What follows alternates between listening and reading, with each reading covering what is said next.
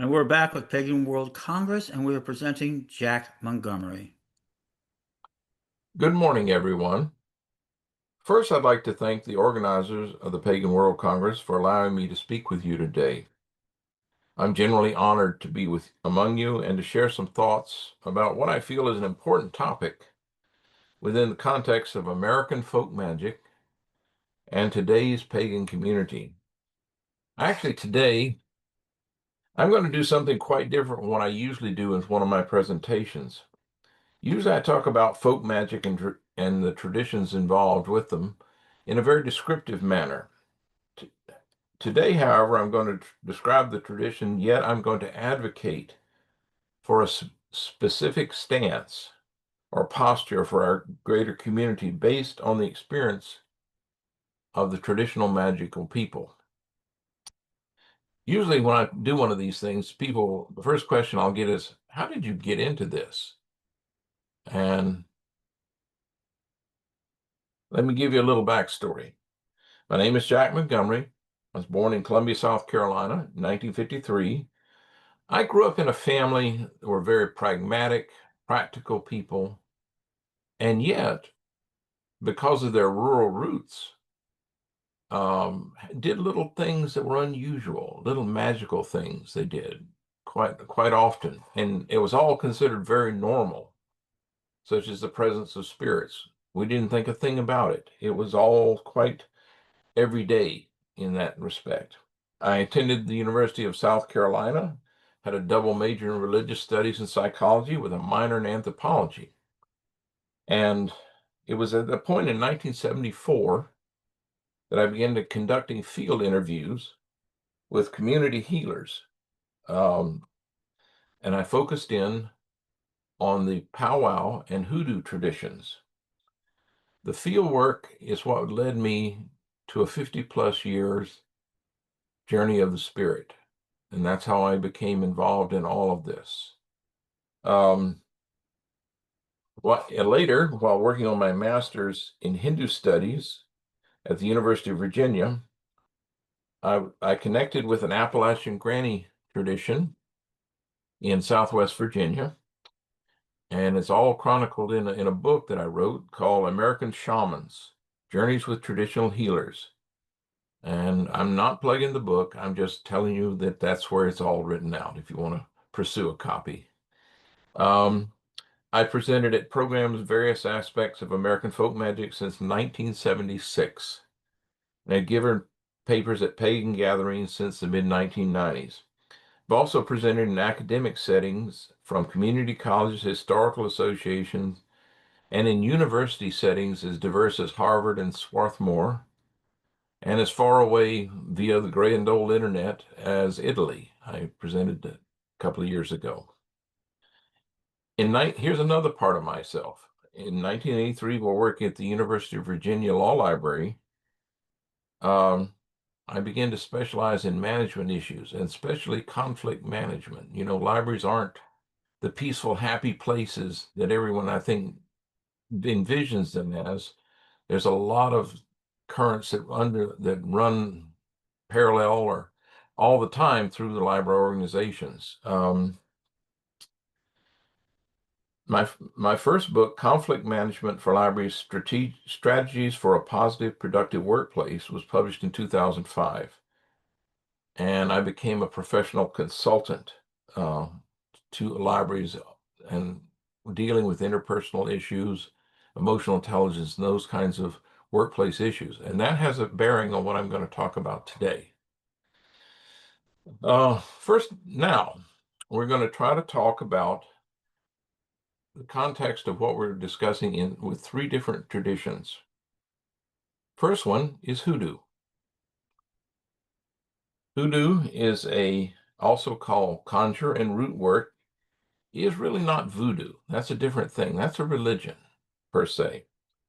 Hoodoo reflects a cultural syncretization of West African belief systems that was hybridized by incorporating elements of Native American and European magical traditions.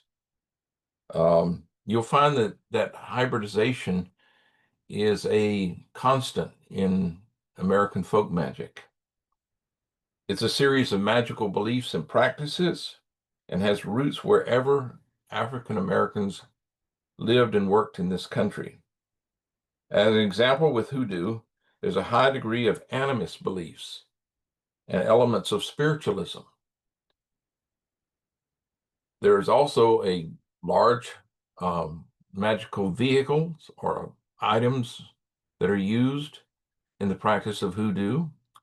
The picture you're looking at in the center is one of my primary contacts, which was James E. McTeer. He was a former sheriff uh, who practiced root doctoring, as it's called in South Carolina.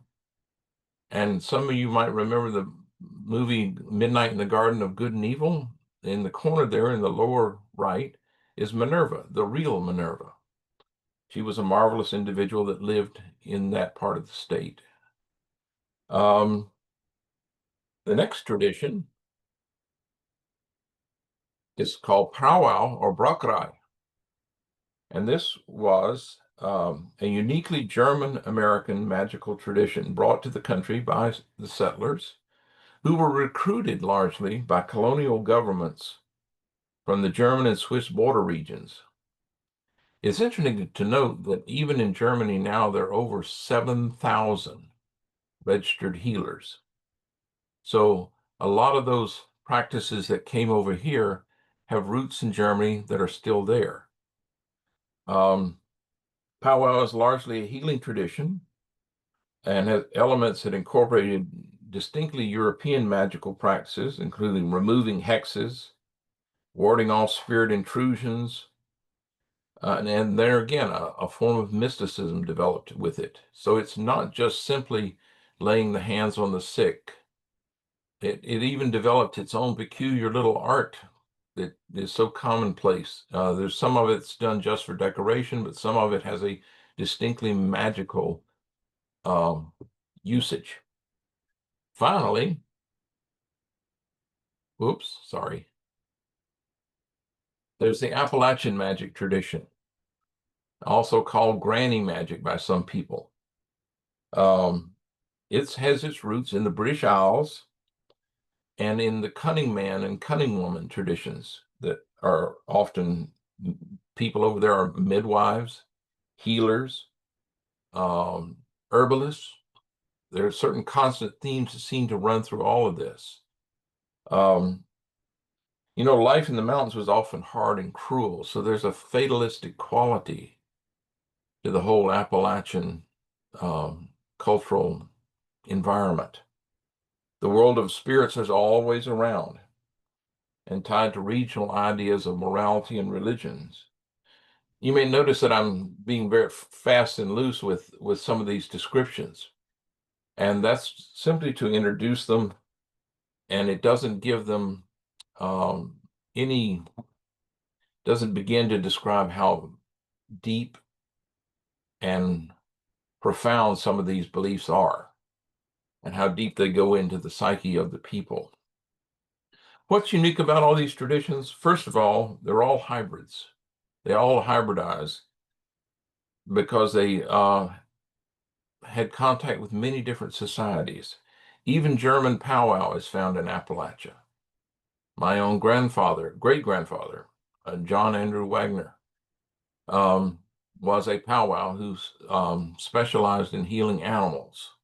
Couldn't heal humans, but he could heal animals. And so he was a very valuable individual in his community. All embraced two basic forms of magic, sympathetic magic and contagious magic. All had specific rituals and chants. All had direct connections to American Christianity in one form or the other. But they didn't have any evangelical thrust to their practice. They did not go looking for converts, but were traditionally secretive, shunning the spotlight. They believed that there were magical people that had developed certain access to spirit world or magic or whatever, and that they were created by birth or by accident. And that's how they were brought into the world that separated them. All of them had and if things went bad for them, were connected to witchcraft, which was seen as different from each of these traditions. You could be any of these traditions and practice witchcraft in addition to what you did. Here's the important thing for this paper.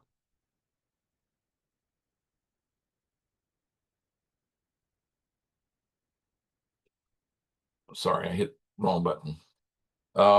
Most importantly, and for the purposes of today's discussion, people who practiced American folk magic were often subjected to a life of social ambiguity and even personal danger because of the magic that they practiced. While many practitioners were considered valuable, like my great-grandfather, honored by their communities, the magical practitioners were often feared as well and found themselves walking a social tightrope. One day you were a beloved hero. The next day you found yourself considered a dangerous villain, worthy of condemnation and even violence and death. And it happened a lot.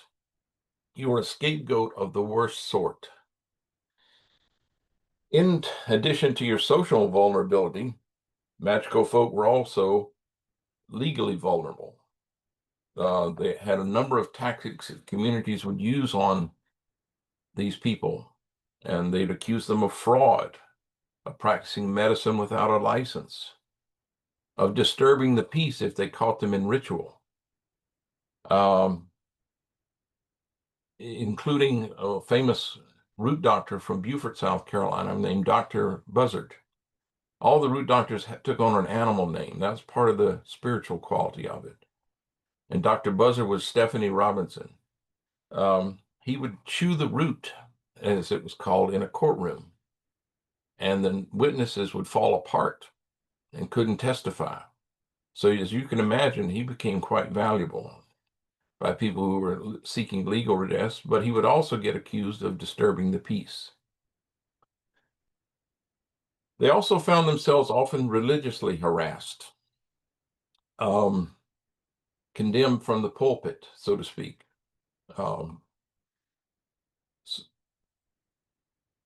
In short, as much as they were revered, oftentimes they were also targeted. If a healing failed, if misfortune befell the community, or if someone or something mysteriously perished, the first way that people would respond is wonder if old Miss so-and-so did something. You know, they became suspects. Let me give you an example from history. This concerns a lady from Fairfield County, South Carolina, named Mary Engelman. In 1792, long after the Salem witch trials, this healer, an herbalist and midwife, was accused of practicing magic against people and animals. She and some other people who were accused of practicing hypnotism were tried by a local court. And I've read the manuscript testimony. It's fantastic. It's like something out of a movie, of the things they accused them of inflicting upon people. Of course, Ms. Engelman protested her innocence, but she ended up being convicted, and they were all beaten, tortured, and left for dead. Well, Mary Engelman was tough, and she got herself up, crawled back to her house, and eventually sought legal redress and won an acquittal. Still, she was damaged. She did live to be die of natural causes. Another case concerns Nelson Raymeyer in Pennsylvania, who in 1928 was murdered by three men who thought he'd been cursed. He had cursed them, sorry. And he didn't get a chance to seek legal redress. So this kind of hopefully gives you a sense of what kind of a world our magical ancestors lived in. A very tenuous existence in many cases. How did they deal with it? How did they go about dealing with this? Um, yep. The basic way they did was they learned to live invisibly and be hard to find.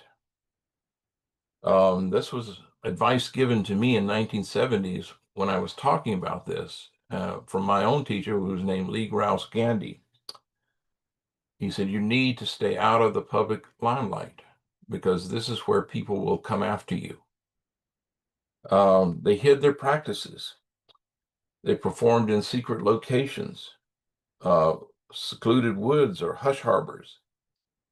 Um, Practices were often disguised within other frameworks, such as the Black Spiritualist Church, and even drew among elements of Catholicism. My own teacher would occasionally feel threatened, and he would start to play the fool. He would talk like he was out of his mind. I saw him do this at a lecture once.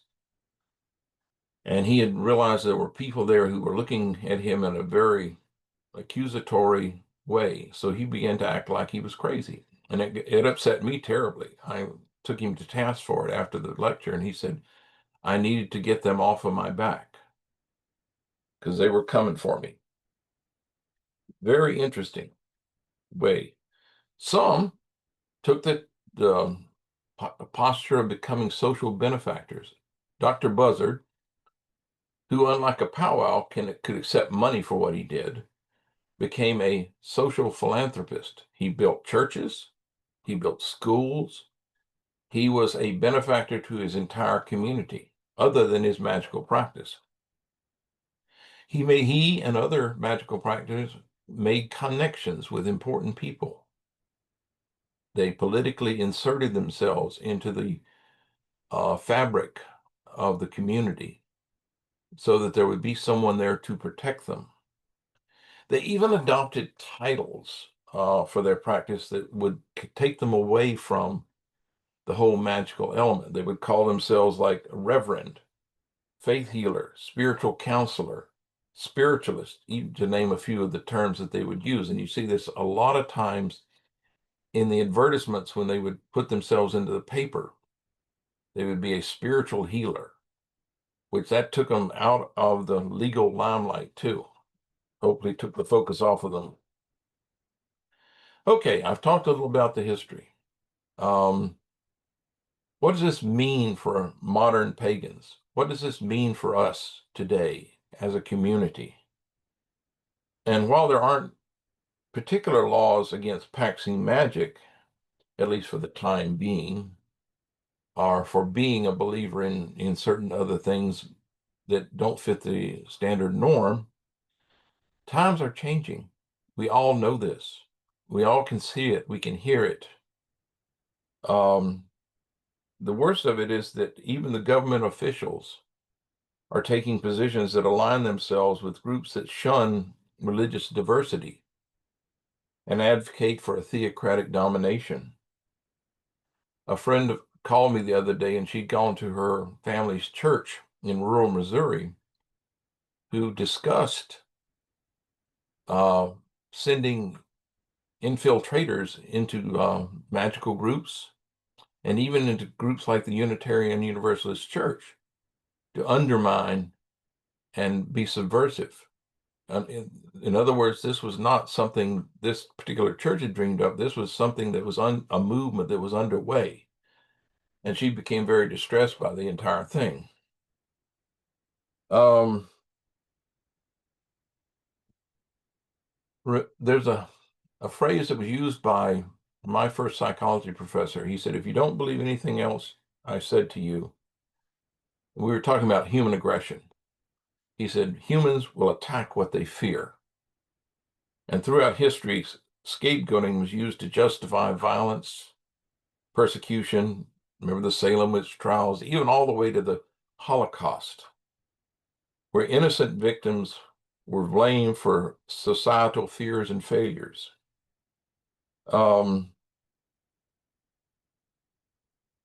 And I don't need to go into a whole lot of detail about how this all works because you can see it happening even today. This is a new title that's just been published. And our day is like our ancestors more than we realize. Our position in society can become very ambiguous. Um, in May of 2025, reports came that a Christian group, Stillwater Christian Fellowship, has announced plans to return to the Market on the Mill in Pickens, South Carolina, which is a magical shop, with the stated intention to bring the gospel of Jesus Christ to those that have been deceived and enslaved by the lies of witchcraft and paganism. Um, I'm sure a lot of you people know that Christian nationalism has a very targeted goal of undoing much of the pagan network. They're not going to let us alone. So I'm going to skip some of this, and I'm going to talk for a second about scapegoating, because I think it's important we know what's happening. I think it's important that we know in depth what people are after. To define scapegoating, I'm going to turn the sociological perspective presented by Emile Durkheim, who viewed scapegoating as a mechanism used by society to restore balance and order during times of crisis. As he said, scapegoating in society refers to the practice of blaming an innocent individual or group of people for problems or negative experiences, often to divert attention from genuine issues. The phenomenon can be understood through various lenses, including the idea that societies use scapegoating to divert attention from the real causes of the social problems. Scapegoating can exacerbate tensions between groups and hinder constructive dialogue. He also linked scapegoating to the idea of collective consciousness, where he said scapegoating serves to reinforce the social norms and values of a certain group. When social stability is threatened, communities may target marginalized groups to restore order and cohesion.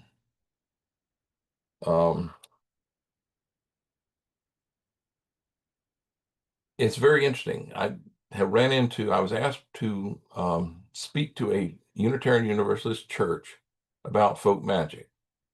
This happened a number of years ago. I did. There was a few people that sort of snickered and laughed at the idea, but I went ahead and gave my presentation. And a week or so later, I was at an athletic event, and a woman came up to me with a friend of hers, obviously, and said, "I want to introduce you to the man who caused our church to flood." And I stood there, I thought this has to be a joke. And then I saw the looks on both their faces, and I said, "Well, surely you don't think that I caused your church to flood," because it had flooded. It also was in a bad floodplain. And she said, "Oh, yes, you did. You're the reason it flooded. You talked about all that stuff." And that's when I knew everything was very serious, and that this kind of targeting and scapegoating could exist in this day and age. There's also the talk about scapegoating has a psychological point. Sigmund Freud held the perspective that individuals project their frustrations onto a convenient target, a concept known as displaced aggression, which allows a dominant group to express pent-up emotions without addressing underlying issues. You see it, how scapegoating is taking a certain form. If you think about it, to play the devil's advocate for a second, the Jesus figure is a scapegoat, supposedly for humanity's problems. He was sacrificed and to atone for whatever sins that we supposedly committed. So, what can you do? You can two ways. You can go about it in two ways, and this is what I'm offering you today. Two basic approaches to the environment that we as pagans now face, and both are equally valid I think. First is a path of discretion. Like our ancestors, if you're solitary or within a very small group of people um, who are like-minded and surrounded by a potentially hostile community, you can remember what the ancestors did. You need to learn to survive and be vigilant to your surroundings, and you learn to be invisible. You have to believe in yourself. You have to believe a lot in yourself to do this, because it takes a lot of strain to do this. You avoid the media's focus. Consider the press a hostile presence, even if they approach you in a pleasant manner. Um, check on all sorts of things that a reporter who's wanting to talk to you has written before, to see what kind of material this person produces. You need to blend in as much as possible. It's perfectly legitimate to blend in and even obscure yourself, because the beliefs are what matters. So you have no outward signs of belief, no pentagrams, no witchy jewelry, no costumes of any kind. You're actively managing your public image. And remember this, you do not owe potential foes the truth about yourself. If you need someone to give you permission to tell little lies, I offer that to you today. Diversionary tactics was something else that our ancestors did. I know one time when I was in a precarious situation, I joined an evangelical praise band to play guitar with them. And for a year, I played with them. And it threw the whole um, focus off of me, because here's this guy who we thought was pagan, but he's now playing in an evangelical praise band. You see how that worked? Uh, Another friend of ours in the Midwest became a member of, went to church, standard church, became a member of the board. Um, and she said it's a way of keeping an eye on people. And could you hear, she's the one who told me about the infiltrators. So you got to keep your eyes open at all times. You learn to practice your beliefs and things in secret. I had a lady come up to me afterwards and tell me they had discovered a hidden room that her mother had had her entire life, where she obviously practiced magic. And the back of the closet simply had a sliding panel. And she went into this room to do what she needed to do. If, however, the path of activism, if you are in a larger group, larger city, larger setting, everything depends on what surrounds you. You can organize, be prepared, align, educate. This was a posture that most of our magical ancestors didn't have or couldn't adopt, because they just simply were not. They were unique and alone in what they were in their magical practice. You can always join up with progressive groups. And it's important also to have a group, if you can, to help you analyze what's happening to you. The Unity Church is another place. More open-minded, non-religious groups. Check into the Lady Liberty League, which deals with prejudice against pagans. Make other alliances with marginalized groups, but be very, very careful, because they have to share your view of how you should interact with the public. Because if they're in a combative mood, you'll get penalized by association. This has happened on several occasions. We have Pagan Pride Day, a wonderful idea. Done right, I think it really does help to educate people who are wanting to think about paganism in a more open and accepting manner. But it has to be properly planned and properly organized. Let's see this. I would also join online forums and community centers with people who have been persecuted before. That's another aspect of doing this. Connect yourself with social workers and counselors who are sympathetic, and lawyers who are sympathetic, because you just may need to have a lawyer in your back pocket if something really goes wrong, and someone's trying to close down your business or what have you. Very important too. Manage if you've got a website for your store or something, you've got to manage that social media really carefully, because that's how people are going to see you. Brings up another incredibly important point. If you're going to be out there, so to speak, be careful who becomes the voice of your community. Work on managing your responses to the challenges that are sure to come. I've spent many years as a librarian, and I learned to handle censorship issues. And I realized after a while that they were essentially the same kind of thing. You had to handle it, you had to prepare for what to say to people who came to the door waving a book in your face saying this was about witchery, or this was about, this was pornographic or what have you. You had to find a way, and a collective way of responding to them. Because the last thing you want to do is tell them just to mind their own business. Otherwise, you'll see it in the paper the next day. So that's a very important way that you organize, teach your community members how to respond to things, and have some way to effectively deal with the issues that are sure to come.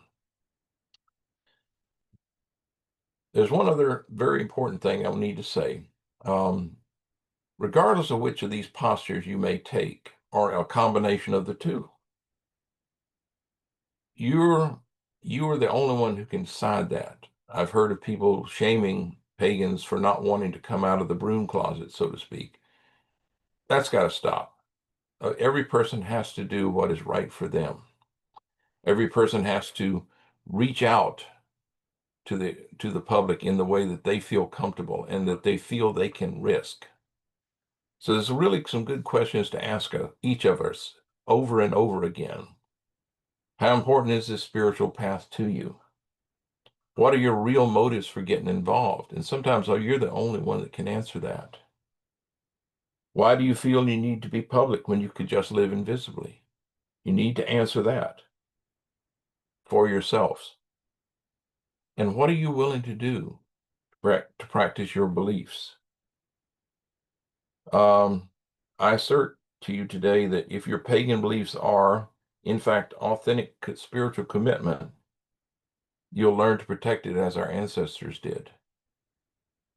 You'll learn to move as they did through society, either publicly or invisibly.